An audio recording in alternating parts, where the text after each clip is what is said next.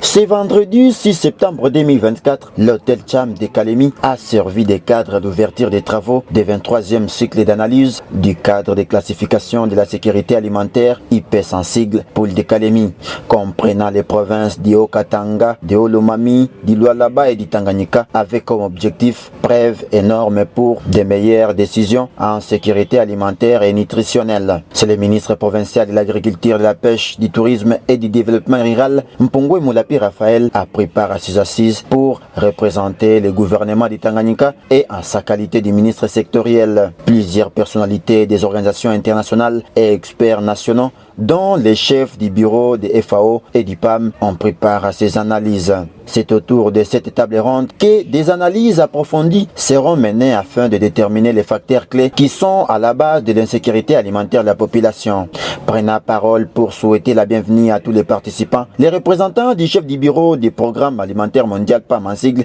a rappelé aux analystes de prendre les responsabilités pour parvenir à voir l'intérêt de la population et en faire des recommandations qui peuvent aider dans la cohabitation. Les experts analystes venus des 4 provinces, y compris Tanganyika. Donc nous vous souhaitons la bienvenue ici au niveau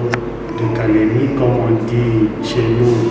Karibou. S'en suivra des ministres provinciaux de l'agriculture, pêche et élevage du Tanganyika, Mpongwe Moulapi Raphaël, qui a tout d'abord, dans son mot d'ouverture, salué la participation de ces analystes venus des provinces serres bien avant de leur signifier de la considération des données issues de ces assises.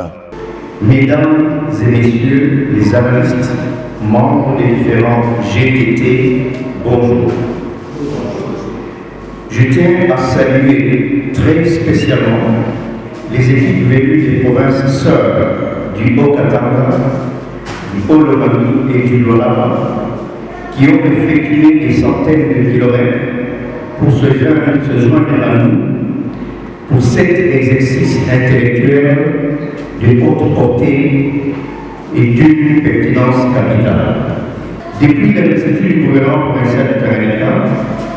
qui fait des préoccupations relatives à la sécurité alimentaire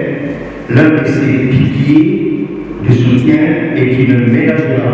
aucun effort pour soutenir toutes les initiatives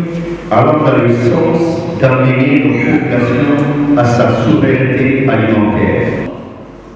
Les données issues de cet exercice, croyez-moi, mesdames et messieurs, seront utilisées dans nos planifications provinciales afin de réduire un tant soit peu l'écart important entre les besoins de nos populations et les réalités auxquelles elles sont confrontées au quotidien sur le plan alimentaire. Mesdames et messieurs, je terminerai mon propos en rappelant cet adage qui dit « Si on veut aller vite, on va seul, mais si l'on veut aller loin, on chemine ensemble. »